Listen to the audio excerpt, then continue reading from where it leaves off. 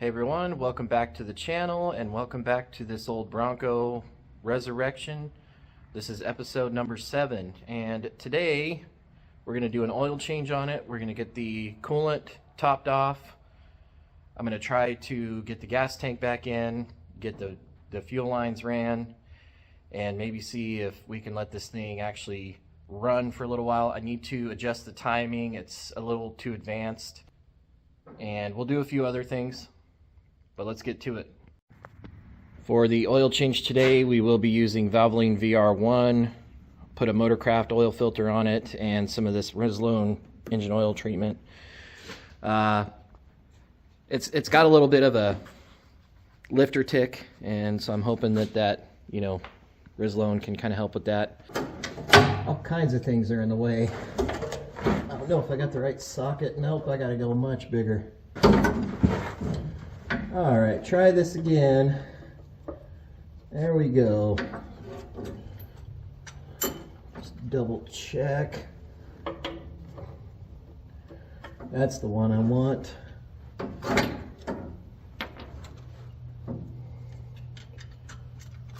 Now, for as long as I have owned this Bronco, I never did an oil change on it. Because pretty much I was just a dumb kid when I first got it. I was in my 20s. Okay, that is not the correct socket. Take 37. Come on! Get my fat ass out of here.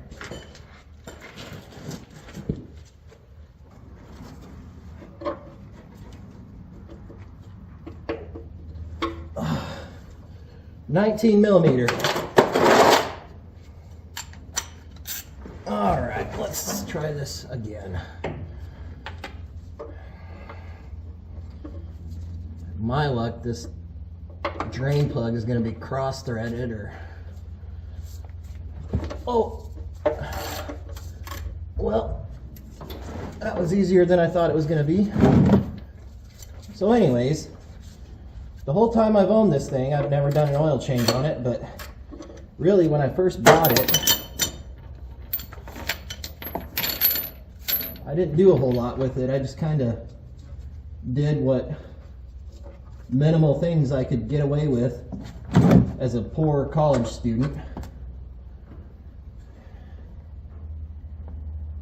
And that oil is darker than my coffee.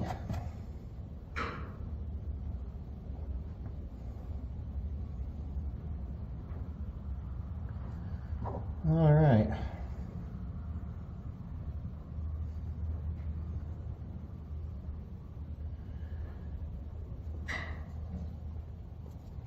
So we'll let that drain. The nice thing, I guess, is that the oil filter is relatively easy to get to.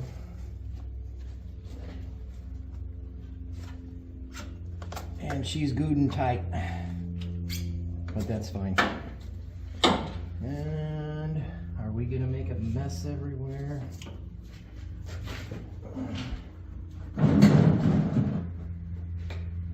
Just in case.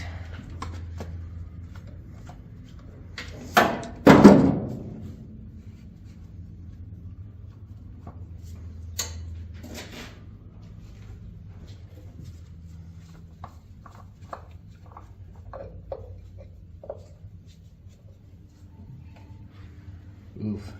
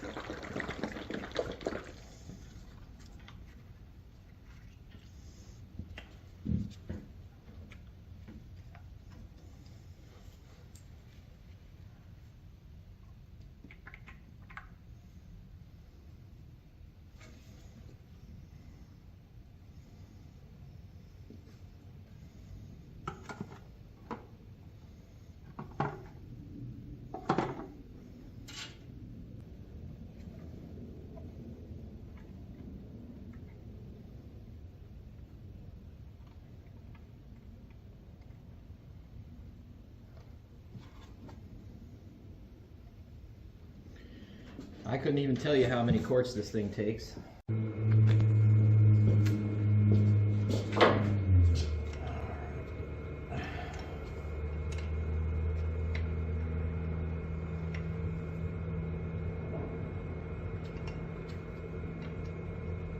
We're just turning the distributor a little bit counterclockwise to try and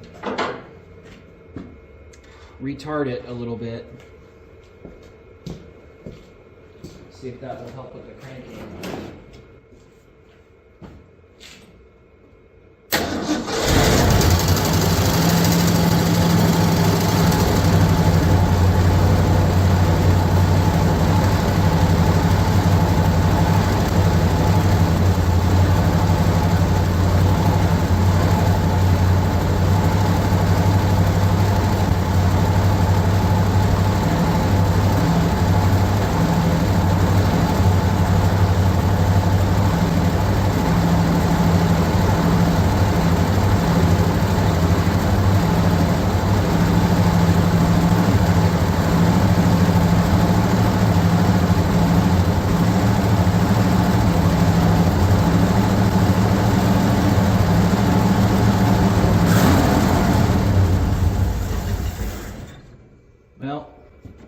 So it definitely turned over a little bit better, so I think that timing was just too far advanced.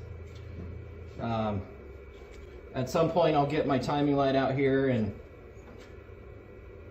try to figure out how where this thing times at. It doesn't have the timing pointer, so that might be fun, but we'll figure it out. Or we may just time it by ear. We can do that too. Yeah, so I did dip into the carburetor already. I replaced the accelerator pump. This is the previous one. You can see it's kind of blown out. So it was spewing. So I replaced the accelerator pump. And I have a whole carb kit.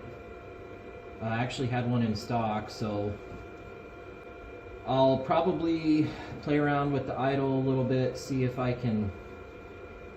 It's kind of searching when it's running at kind of that higher RPM, so that might be something still in the carburetor, a little check ball, or I can't remember exactly what it's called, but so I may need to pull the carburetor back off, take it apart, clean it out, because I didn't actually clean it out or anything. I mean, I pulled it off previously and just kind of sprayed out in here with carb cleaner, but I didn't actually take it apart and clean it and rebuild it. We may have to do that. I don't know. I may just play around with a few of the adjustments. But I do have some other things to do, so let's get back to it.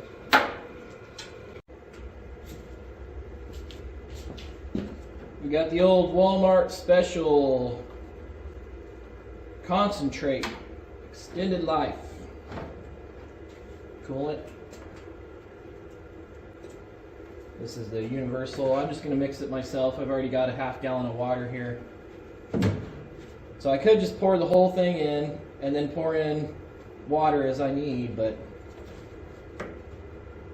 I'd rather do it this way just in case it doesn't take all of it, because I did already pour some in. So we're going to try and do this without making a horrendous mess. Probably off camera. Oh, horrendous mess.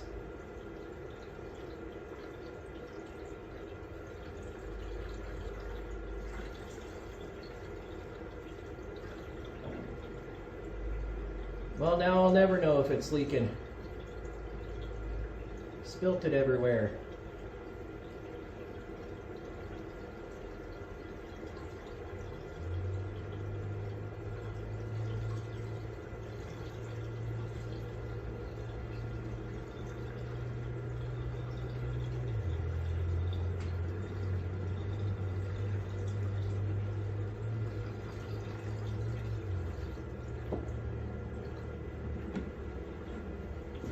Better make sure I'm not spitting anywhere. This is a thirsty radiator. I may not have enough.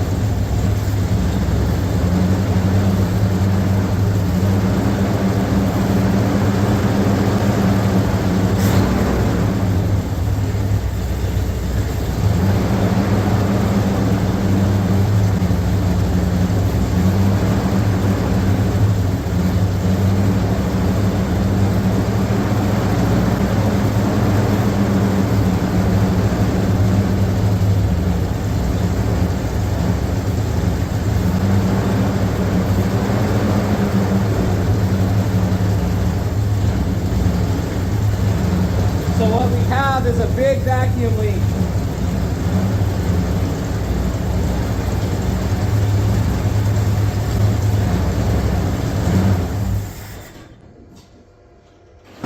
Big vacuum leak coming from the carburetor, how it mounts onto the engine. Ooh.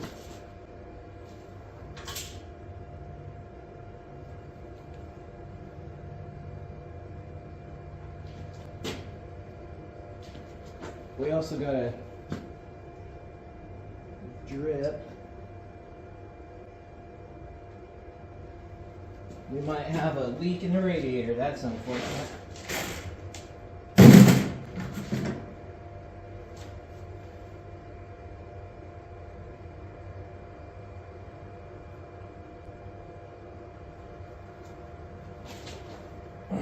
I'll have to track that down.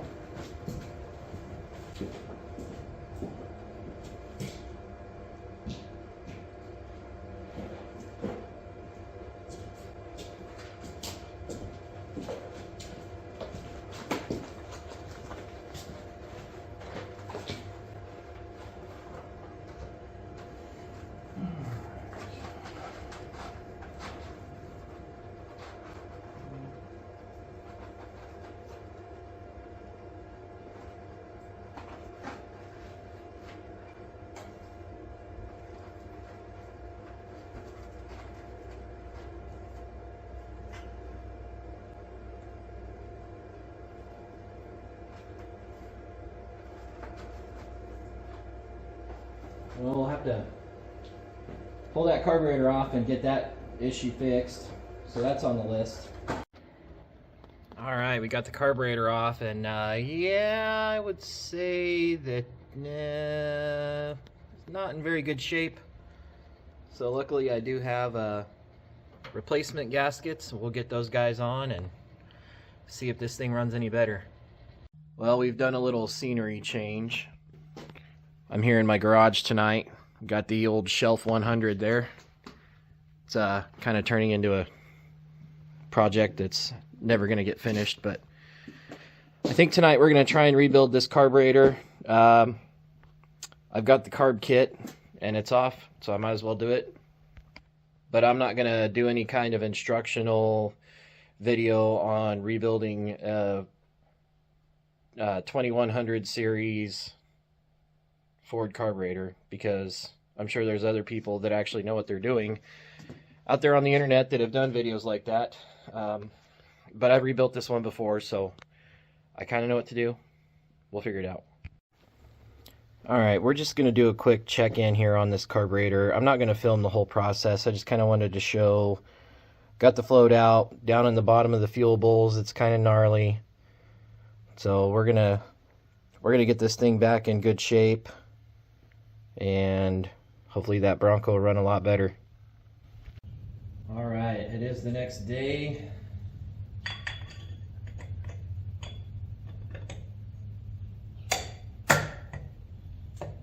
Got this carburetor rebuilt last night. Where is my other gasket? Okay. Please stand by. Found it. Alright.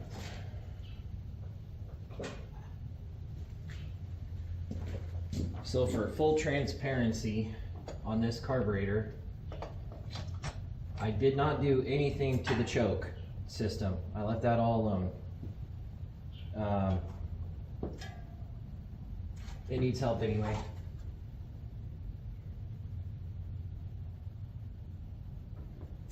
Alright, we're going to get this thing bolted back on, put back together, and see if it runs any better. Ended up picking up a free air cleaner from one of my neighbors. Got the carburetor all on, and I started running the fuel line. See, it kind of runs along the frame, trying to keep it as far away from the exhaust manifold as possible.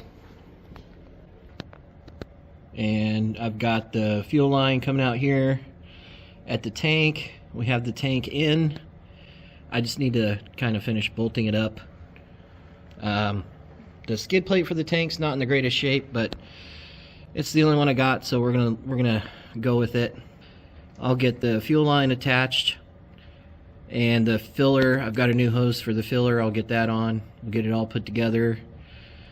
Throw some gasoline in it and see if this thing will start off of the fuel tank.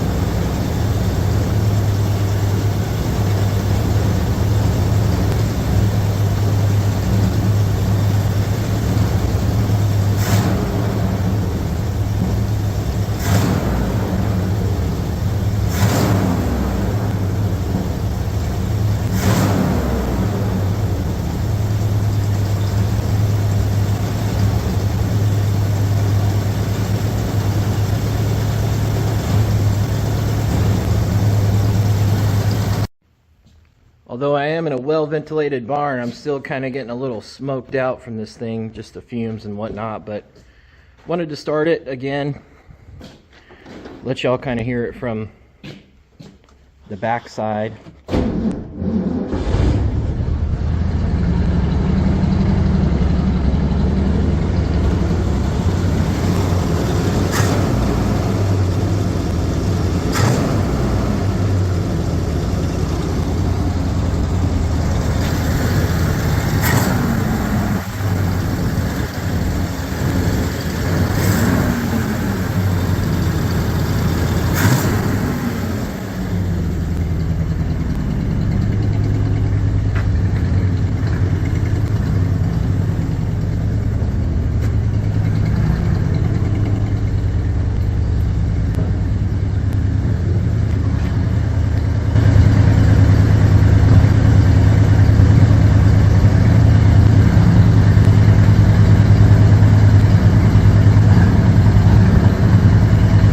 Yep.